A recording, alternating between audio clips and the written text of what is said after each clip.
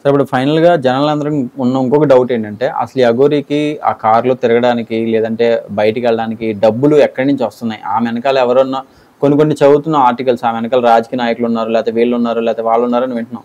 నిజంగానే ఆమె వెనకాల ఎవరైనా ఉన్నారా, లేదంటే ఆమెకు అసలు డబ్బులు ఎలా వస్తున్నాయి? సార్ నాకు తెలిసి రాజకీయ నాయకులు ఉన్నారో లేదో నాకు తెలియదు, ఆమె వ్యక్తిగత విషయం మాకు సంబంధం లేదు. కానీ ఇప్పుడు వరకు కూడా 10 లక్షల రూపాయలు ఒక మహిళను మోసం చేసింది. అది మీరు ఒప్పుకుంటారు కదా, ఎఫ్ఐఆర్ కూడా ఉంది కదా మన దగ్గర. అక్కడ 10 లక్షలు కనపడుతున్నాయా? ఈమె దగ్గర మా క్లయింట్ దగ్గర 3,15,000 రూపాయలు తీసుకుంది. అక్కడ మీకు కనబడుతుందా?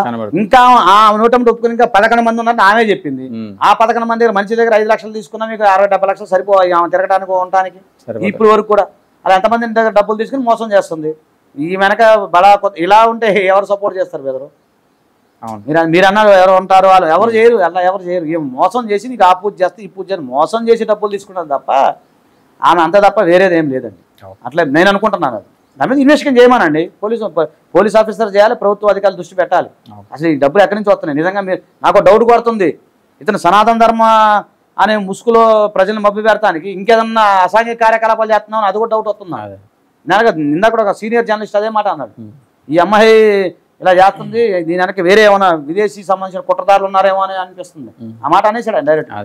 అట్లా ఉంది పరిస్థితి. కాబట్టి ఏంటంటే మీరు అందరూ సపోర్ట్ చేయండి, మనం ముందుకెళ్తాం. సనాతన ధర్మం జోలు ఎవడొచ్చినా కూడా తోలు వలిచేటట్టుగా ప్లాన్ చేద్దాం. Thank you sir. Thank you.